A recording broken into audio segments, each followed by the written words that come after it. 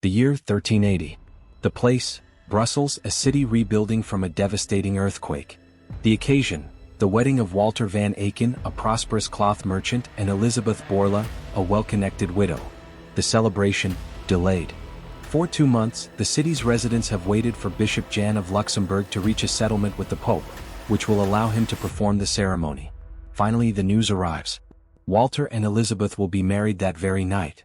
Walter throws a feast for 200 guests, invites the clergy and nobility, and rents extra torches and tapers to illuminate his home. He hires musicians and jugglers. At the center of the revelry sits a table piled with wine, bread, cheese, fruit, gold, and velvet cushions. At the head sits his daughter Margaret, aged 20, her face painted white, her dress trimmed with jewels. On her right sits the judge, Jean de Walieu, notary public and the man who delivered the couple's marriage contract. Opposite her is Simon de Clugny, prior of the nearby Augustinian monastery and official witness to the marriage bed. A lawyer, 2 doctors, 2 bailiffs for aldermen, 2 notaries, 2 churchmen for canon lawyers, the judge. And 2 servants complete the 16 guests invited to the wedding. And the bride's chamber. As the celebration begins, 2 musicians play festive songs, then retreat to the entryway. The wedding procession enters, led by 2 torchbearers, followed by the bridal party, the judge and the bishop. After vows are exchanged and the wedding feast consumed, the time comes for the wedding bed to be entered. The crowd disperses into the bedroom, courtyard, gardens and rooftops. Those closest to the bed watch as the couple retires. The music stops. The bedroom fills with darkness and anticipation. Outside, the witnesses wait, and inside, the preparations continue. First, the bride must undress, assisted by her female attendants. Then Walter must demonstrate his virility. Not once, not twice, but 3 times. Yes, we said 3 times. That's right. In medieval Europe, the groom had to perform thrice, and not necessarily in that order. Each round began with the groom lighting a candle on the left side of the bed and ended when he blew it out after achieving climax. Only then could he light the second candle on the right side and woo the bride again. Once that candle was extinguished, a third and final candle was lit in the middle. This time, though, he was not alone. The groom could invite his friends to join him as all 3 candles burned steadily. After the deed was done, the groom dressed, rejoined the party, and the witnesses returned to the bedroom to inspect the bed linens. Now, you may wonder why anyone would agree to such public exhibition. The answer lies in the nature of these displays. In a culture where suspicion colored every interaction, the wedding night performance served as a ceremonial verification of the union. It was a way to ensure that no one could later claim that consummation had not occurred. The guests, after all, included future heirs, family members and influential figures whose presence validated the marriage. When Simon de Cluny swore his oath that night, he did so knowing that his testimony could prevent years of legal battles and protect Walter's family and property. The display therefore was not just sexual, it was political, economic and social. It was also repeated 3 times. By the time the 3rd candle burned brightly, everyone knew that consummation had occurred. Having proven himself, the groom could enjoy the rest of the evening secure in the knowledge that his marriage was now unassailable. But you might still wonder, do I really want to know about this stuff? Well, buckle up because it's about to get real messy. If you thought medieval courts were hotbeds of illicit activity, wait until you enter the brothels, taverns, and royal palaces where sex work thrived and nobles caroused under the noses of morality's watchmen. Up next, discover how clerics balance the scales of justice and damnation in our series premiere. See you there. Weddings are awkward. There's no denying that. But in medieval Europe they were downright perverse. If the courtroom examinations were already a nightmare, what came next was even worse. Because in medieval Europe, even your most private and vulnerable moments, your wedding night, could be transformed into a staged performance for an audience. The consummation of a marriage was not merely an intimate act. It was a matter of state, law and religion. Failure to prove it happened could unravel political alliances, annul unions and ruin entire families. Privacy was not a right. It was a luxury nobody thought existed.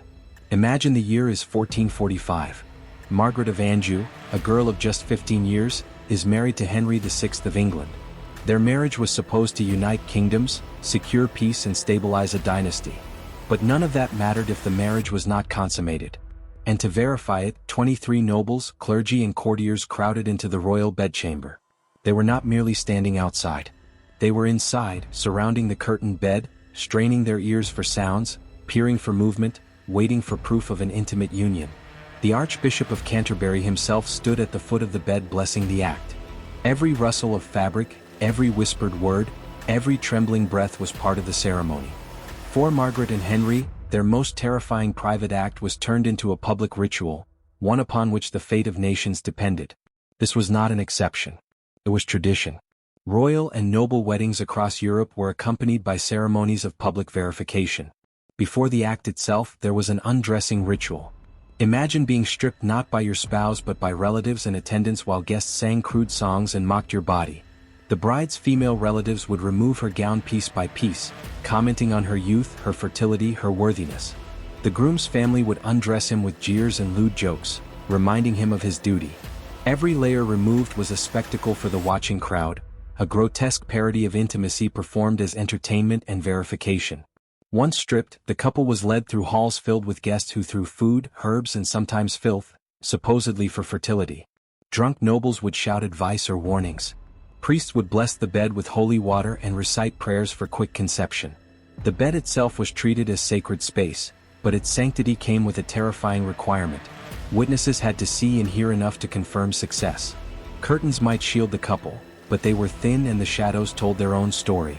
Some accounts are almost unbearable to read. Catherine of Aragon, a Spanish princess married to Prince Arthur of England in 1501, endured such a ceremony. 6 nobles, along with the Spanish ambassador, were present to ensure the alliance was sealed. Arthur, after the night, declared he had been in Spain, and demanded ale, a crude way of assuring the crowd he had done his duty. Yet decades later, when Henry VIII sought to annul his marriage to Catherine, the question of whether that consummation had truly occurred was dragged back into court and the testimony of witnesses was used as evidence. A single night haunted her for the rest of her life. We may find it shocking, but privacy was a concept that simply did not exist in medieval Europe. If you couldn't prove you had sex on your wedding night, you could be ruined. And the very people who condemned such acts were profiting from them. Welcome to my channel. And all around him, nobles bowed before God and King, consenting adults joining in a ritual as old as Christendom. But that was only the public scene, the part for the gallery. For behind those very cathedral walls, another, darker stage was already thriving. If the consummation ceremonies revealed how little privacy existed in noble marriages, the economy of sin revealed how shamelessly the church profited from the very desires it condemned. Welcome to the domain of the bishops, men who thundered from pulpits about purity while secretly running sprawling entertainment empires, enterprises so vast that their revenues built cathedrals and armed papal armies. The hypocrisy is staggering. Imagine the Bishop of Winchester, draped in velvet robes, preaching on Sunday about the dangers of lust, about sin and corruption, about the fires of damnation awaiting those who gave in to their bodies.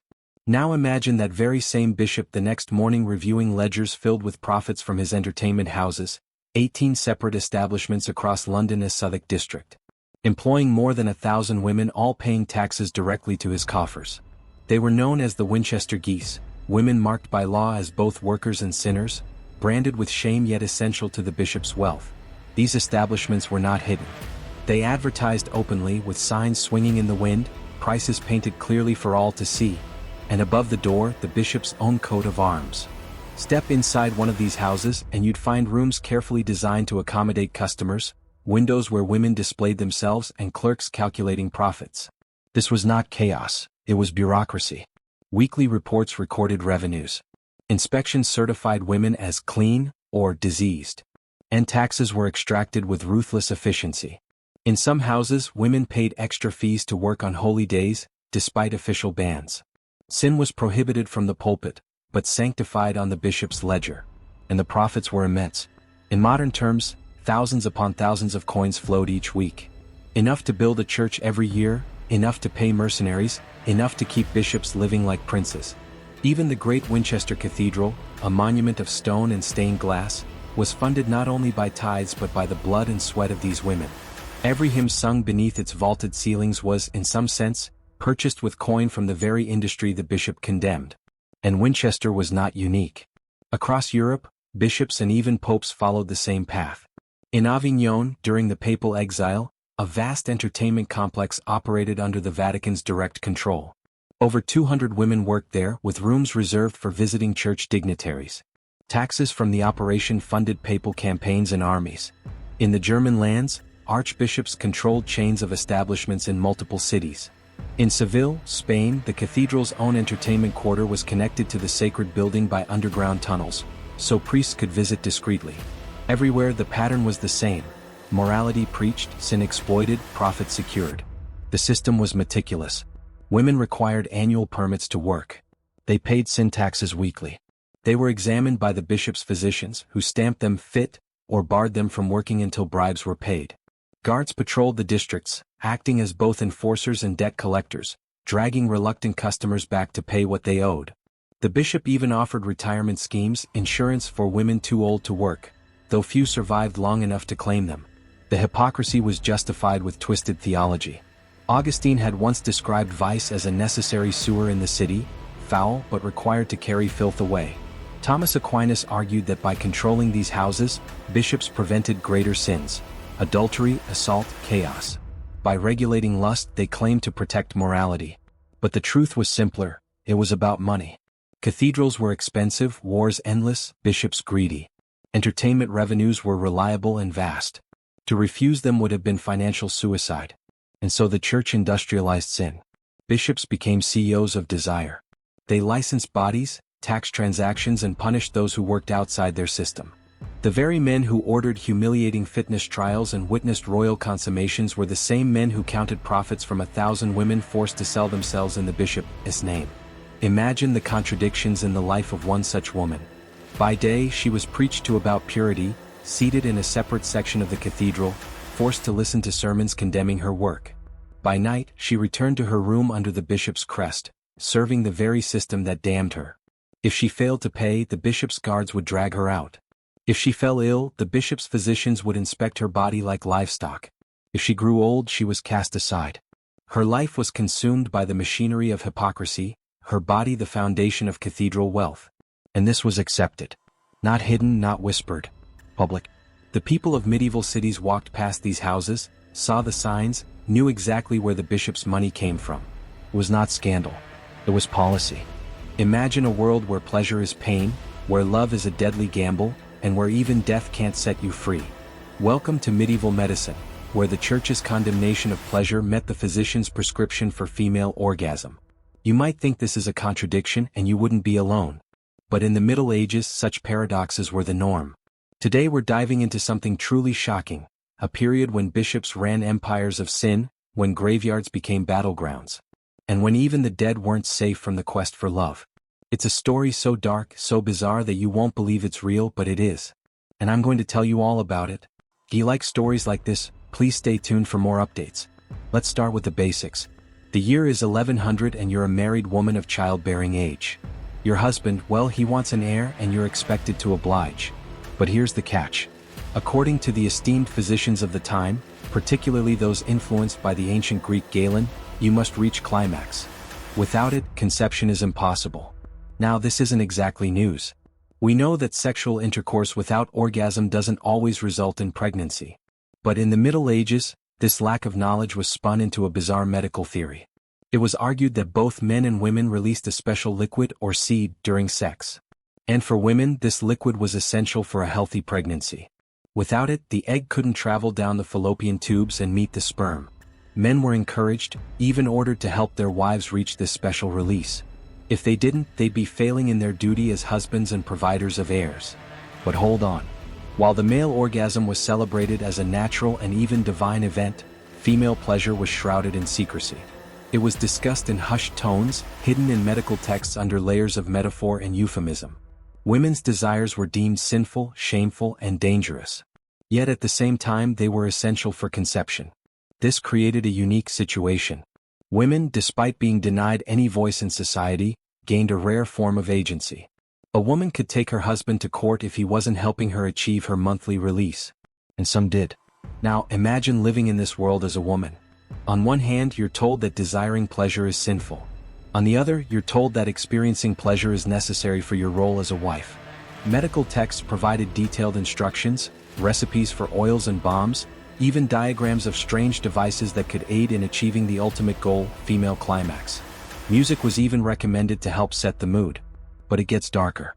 Confessors were instructed to pry into a woman's intimate experiences during confession, asking questions about her sexual relationship and satisfaction. Those who couldn't prove they were having regular orgasms were seen as sinful. For those seeking to avoid pregnancy, there were potions and pastes, herbs and animal fats, anything to prevent conception. But these methods were dangerous, sometimes fatal. Lead, mercury, extreme diets, even burying the fingers in vinegar. Nothing was off limits. This was a world where the line between medicine and magic was blurred, and the consequences were dire.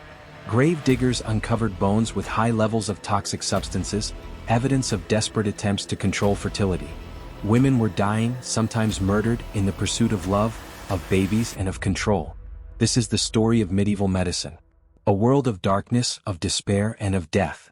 Where the quest for pleasure led to pain, where the desire for children led to murder, and where even the dead were not safe from the living. But this is just the beginning.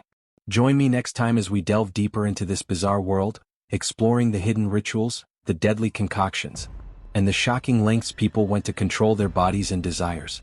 Stay tuned for more updates. See you next time. You're watching this channel. Join us as we explore the hidden world of medieval intimacy, where everything was public property and privacy did not exist. The year is 1348 and a Black Death survivor, Dame Alice, is being examined by royal judges to prove she is a virgin. Her ordeal will become a defining moment in medieval history. Across Europe, women like Alice are subjected to public rituals that test their virginity. In the medieval world, intimate acts are everybody's business. Royal weddings are public spectacles with consummation witnessed by nobles. Bishops profit from administering the last rites of the sacrament of confession, where people air their intimate secrets for money. And physicians prescribe love potions to help people control their desires. As Black Death ravages Europe, killing millions, Dame Alice struggles to survive. She is a young mother desperately trying to save her own life and that of her child. The Black Death spares no one. As the plague rages, intimacy becomes a dangerous game. Women risk infection, unwanted pregnancies, and even death. Dame Alice's ordeal highlights a shocking truth. For centuries, women have been forced to take drastic measures to control their fertility. In the shadow of the church, secret rituals are performed. Grave diggers brew potions and pass them off as holy water. Rituals are conducted with grave dust, urine, and even the heartstrings of animals. The church condemns such practices, but people are desperate. With safety nets gone and the threat of starvation looming, they turn to anything that offers hope. Dame Alice, driven to the brink, is forced to drink a dangerous concoction. Little does she know she is not alone. Across Europe, people brew their own love potions. Some use powders, others exotic herbs. Ingredients are mixed under the cloak of darkness. Love letters are burned and the ashes mixed into wine. Hair, clothing, or small personal tokens are stolen and used in rituals, in the hopes of binding the desire of another. Meanwhile, Dame Alice's ordeal continues. Her story is not over. Her examination by royal judges is just beginning. The stakes are high. Her reputation, her life, and the future of her child hang in the balance. As she faces the ordeal, we realize that privacy did not exist in the medieval world. Your body can be evidence in court. Your wedding bed can be a stage. Your bishop can profit from your sins while condemning others. Your doctor can prescribe pleasure while your priest condemns it. Your choices in love can lead to exile, ruin, or death. But amidst the horror, something familiar lingers. Performance anxiety, desire for satisfaction, desperation to control fertility, obsession with love, the cruelty of social judgment. These are not medieval problems. They are universal. Today, our surveillance is digital, not physical. Our punishments are hashtags, not whips. Our love potions are dating apps, not graveyard rituals. The stage has changed, but the play remains. So the next time you swipe on a dating app, complain about wedding stress, or feel the sting of public embarrassment, remember, at least you are not being examined in a courthouse or watched by nobles on your wedding night, or forced to drink unsafe potions to prevent pregnancy, or paraded through the streets with a rope tied around your waist. Medieval intimacy was madness. Modern intimacy may be awkward, but by comparison, it's paradise.